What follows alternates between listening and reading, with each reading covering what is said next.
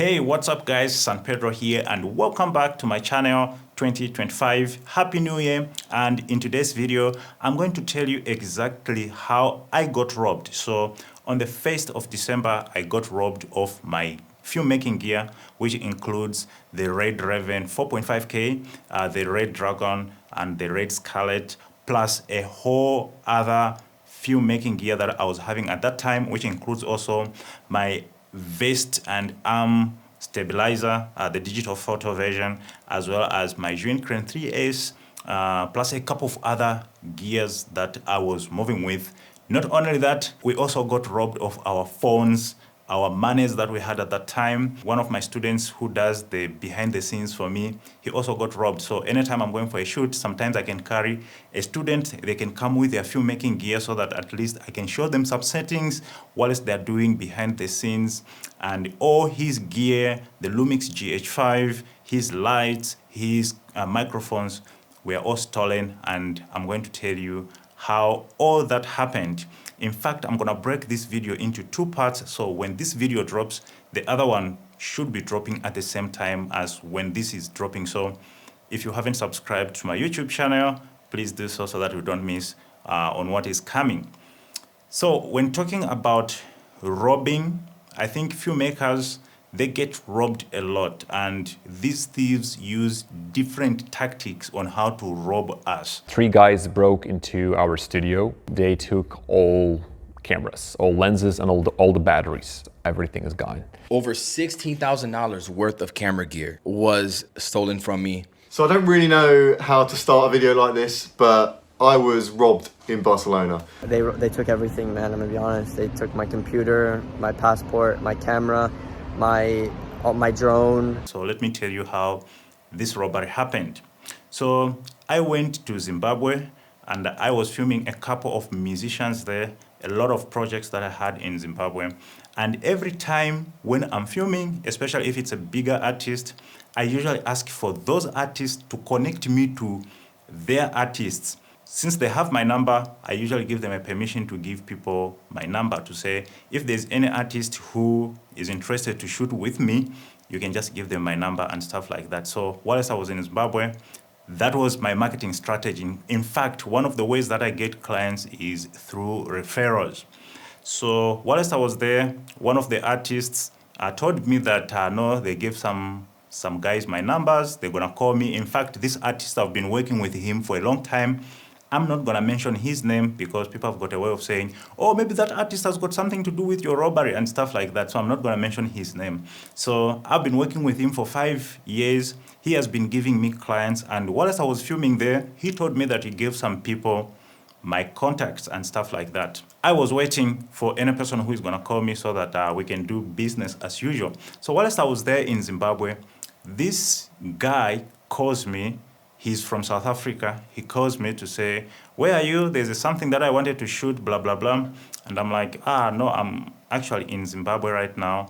I'm busy filming some couple of projects, but I'll let you know when I'm in SA. Actually, this guy has been communicating with me throughout for a period of 3 months, you know, making arrangements, planning the shoots and stuff like that. And in his first message to me, he says he was referred to me by this artist to me, and that artist, I was working with him. So he says he was referred by this artist to me. He has got a couple of projects that he wants to shoot and stuff like that. So I was like, okay, cool. I even asked the artist that, have you ever given my number to someone? Someone contacted me that you gave them my number, and he confirmed. He said, yeah, I gave a couple of guys your numbers. So what I usually do is, when I get a client for the first time that I don't know, there are certain things that I do to double check whether they are legit clients or it's just one of those scammers who wants to rob you. So what I usually do is, if somebody contacts me, I'll tell them to send me their social media handles. For example, if somebody says he wants to shoot a music video, of course, that should be someone who has been consistent posting about their music, consistent about being in the same media space. So I usually ask for these clients to say, send me your profiles, let me see what you do and stuff like that. So when you go to that profile, if it is a blank profile. There's got nothing to do with music. There's got nothing to do with media stuff. Yet they are asking you to go and shoot them a video. It could be that they are just trying to scam you, because if they are into media, I have to look at what they have been doing before and stuff like that. So if I go to your profile and I see that you are not really consistent with the media stuff, whether you're an artist, whether you're into advertising and stuff like that, you don't post anything to do with media, definitely that is a red flag. So on this particular artist, since he was given the number by my client, I didn't really bother to check much, because that client has been giving me a couple of other clients in the past. So that is the biggest mistake that I did. I didn't really say, send me your social media so that I can check and go through your stuff and see if you are legit and stuff like that, because everybody that this artist gave me in the past were just legit people. So we ended up speaking with that guy for the 3 months, planning the shoots, like I said, and stuff like that. And then when I finally came back to South Africa, he contacted me again, and we set the date, which was 1st December. So on the 1st December, I called 2 of my assistants, the driver, and one of my students who does the behind the scenes for me, to say there's a shoot that we need to do. He sent me the location where we need to meet them. We drove there to the location. These guys, they've been following me enough that they even know that I drive a Range Rover and stuff like that. So whilst we were on the way, when I was about to reach, he calls me, well, how far are you guys? You are getting late and blah, blah, blah. And I'm like, no, I'll be there very soon. And he's like, are you driving your Range Rover? I'm saying, no, today I'm not driving my Range Rover. I'm driving just another car, because, you know, once people get to know what mode of transportation you use when you're going for a shoot and they know your car, it's easy for you to get robbed. So most of the time, I actually leave my car. I started leaving my car behind. So I was actually using someone else's car. We arrived. I met him there. He was waiting for us. I came out of the car, and I was asking him, okay, so what time is the program starting?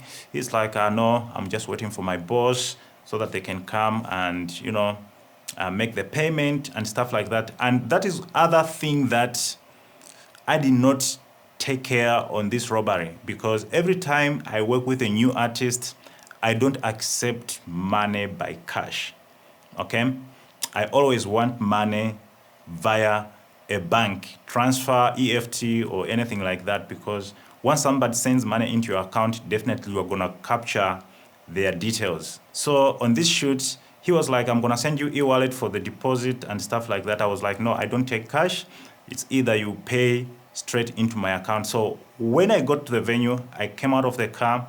He asked me to say, okay, so how do we make the payments? What bank are you using? I'm like, I'm using FNB. And he's like, okay, let's make a payment. Let me just wait for my boss so that we can make a payment. I went to the car because my 2 guys were still seated in the car. So I went to the car to grab my phone. I was moving with 3 phones actually, my iPhone 15 Pro Max, my Samsung S23 Ultra, and my Samsung S24 Ultra. So I went to pick my Samsung so that we can do a geo payment. So after picking the phone and I went to him, I was trying to open my app so that he can do geo payment. He also took out his phone. So whilst I was busy doing that, I just saw 2 guys by the car. They are talking to my guys. So I didn't really pay attention much, but my mind kind of like, oh, what's up there? What's going on there? So I looked carefully. I see that the guys were holding guns. So I'm like, oh, what is going on there? Let me go and find out, because sometimes in these cities, there are these people that we call marshals that do patrolling. You know, I don't know whether they are selected by the community to do patrolling in order to prevent crime and stuff like that. So I was thinking, maybe it's one of those people, because those guys, they also move with guns and stuff like that. So when you pull up on a location, you get asked questions, what are you doing here? Who gave you permission to be here? And stuff like that. So I'm like, maybe it's one of those things. Let me go and explain to them before they start harassing my guys. So when I get closer to the car, I see that they are pointing guns to my guys and they're telling them, come out of the car. So I'm trying to open the back door because that's where I was seated. The moment I'm trying to do that, I just hear another gun cocking from the back, and he's pointing at me on my head and like, hey, don't do anything silly, otherwise you're gonna lose your life here. We don't care. We can shoot you here. So what you need to do is just to cooperate. So after that guy says that, then I knew, oh, okay, this is a robbery. So they ordered the guys to come out of the car, and they also combined me with my guys. So we were 3 actually. And these guys started searching us. They took our phones, they took our monies, and as they were searching us, as these other 2 guys were searching us, the guy that I was speaking to, the one that was supposed to send me money, I saw him running to the car and started taking equipment from our car and putting it in their getaway car. It was a serious robbery, actually. It was really like planned and choreographed nicely. These guys wanted to do a clean job, you know. So I see the guy started packing stuff from our car to his car. And luckily, the car that we were using for my friend, it had a problem with locking the boot. So you can't really open the boot easily. And these guys were asking us to open the boot. And well, my guy was traumatized already. He was even shivering, so he couldn't really like open the boot and stuff like that. So I was like trying to help, and these guys were on my case to say, this guy, in fact, I could hear these guys were speaking Zulu. The guy who orchestrated all this robbery was coming from Zimbabwe. Until today, he actually thinks that I'm a Zimbabwean. But he hired thugs in SA, and these guys, I could hear them speaking Zulu to say, this guy is too stubborn. Can I shoot? Because he was pointing the gun at me, like, and then the other guy is like, no, let's try to do a clean job. The boot was failing to open. And they're like, okay, no, we're just going to take the car. We're going to try and open the boot ourselves. You guys don't move. They took everything and they left. One car that was taking equipment went this direction. The other car went this direction. The equipment that they took was in the back seat, because every time I'm going for a shoot, sometimes I set my cameras at home already and I put them like that exactly in the car. So the cameras that were set, the Red Raven as 4.5K, the Red Dragon, and the Scarlet were set. And I don't put those cameras in the boot. I put them where I am seated so that I can hold them. And there was also a big bag where there was a stabilizer and a couple of other accessories.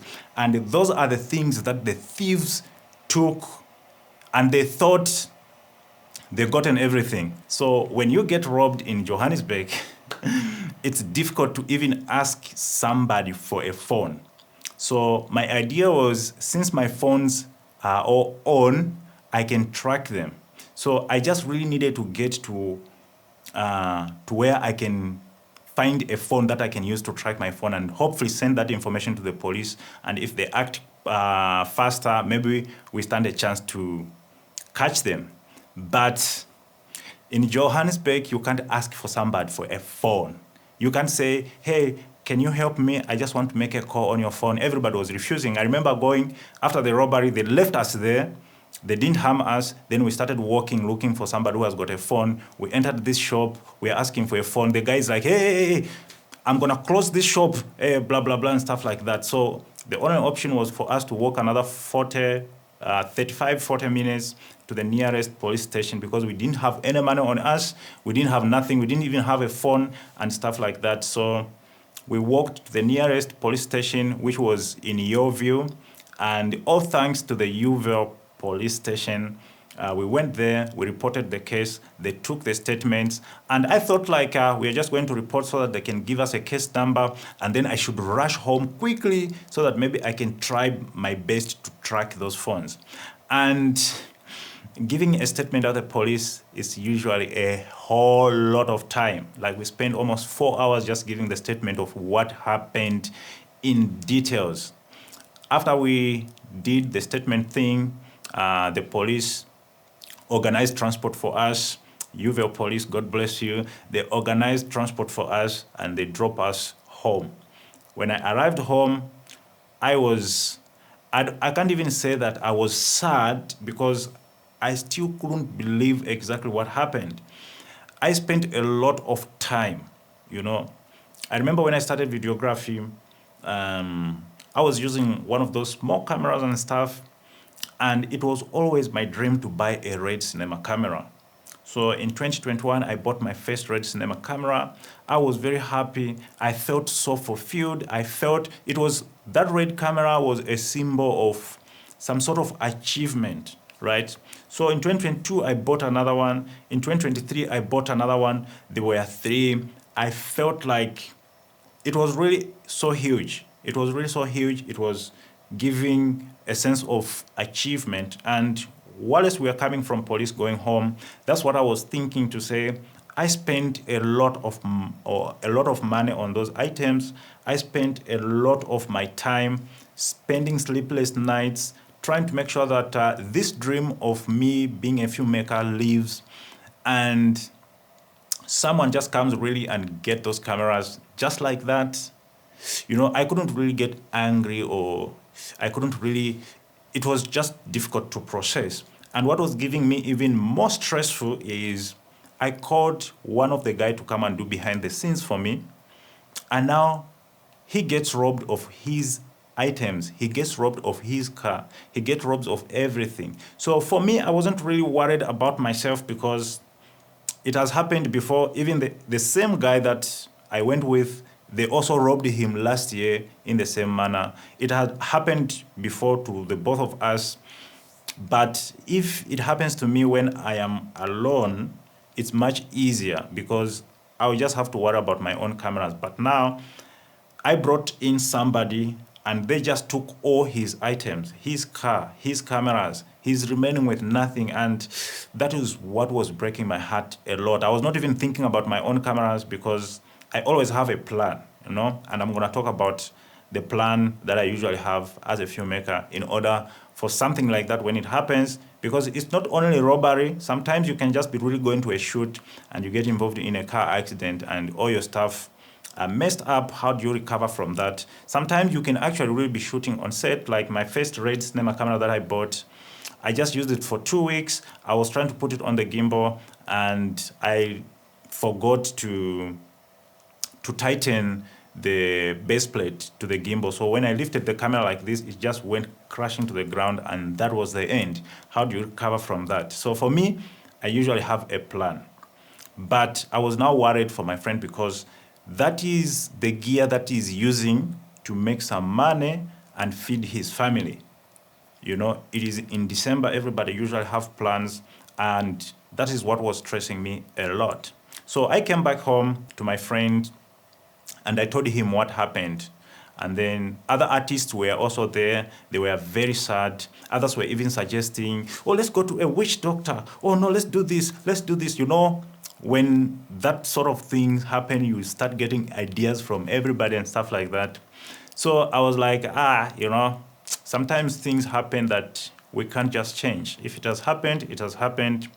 And when things like that happens to me, the first thing that I do is, the first thing that comes to my mind actually is, if it has happened, it means God allowed it to happen that way. There is nothing that I can do it. And what I usually do is just to really pray about it. So whilst I left everybody talking about what we could do, the best witch doctor that we can get, things that I don't believe in, I even told them, me, guys, I don't believe in witchcraft stuff. I don't believe in those witch doctors who help you to find stuff, and I just believe in God. So, oh no, Pedro, sometimes you have to try this. What I say? No, my faith does not allow me. In fact, after they told me that, I went straight to my bedroom and I prayed about it. And after prayer, I felt my spirit being relieved. I was just thinking about my brother who just lost his stuff. I had some money with me, and I was already planning on how I'm gonna buy him at least cameras in the first place. Then I buy him his car maybe in a month or two, So that was what was on my mind. I was not even really worried about my own stuff. This is the end of part 1. All the cameras had gone, everything had gone. And in part 2, I'll tell you exactly how I managed to recover certain things, and how to actually get started as a videographer without filmmaking gear. these are certain things, these are some of the things that I teach in my courses, that as a videographer, gear is important, but it's not the most important part. If you are a filmmaker, like for myself, I actually don't really need a camera. Even all these cameras that I buy, it is because I have my own online filmmaking school, which I have a studio like this, and I go live and stuff like that. That's the only reason why I buy cameras personally. But if you are a videographer who is talented, who has done some works, you don't really need a camera, a personal camera. You can actually start by hiring a camera from other people. Once you get a project, just go and hire a camera and shoot a few projects and use some of that money and buy your own camera later. So for me, I wasn't really worried that, oh, now I don't have a camera. Because if I got a project, I was just gonna go and hire. People already know me. I am a prominent videographer. I'm an award-winning videographer. So that was not really my worry. My worry was my friend. So something happened that night. And after prayer, God really actually answered my prayer. So I'm going to talk about it in part 2. So make sure you subscribe if you haven't already. And yeah, I'll catch you in the next video. This is it. Peace.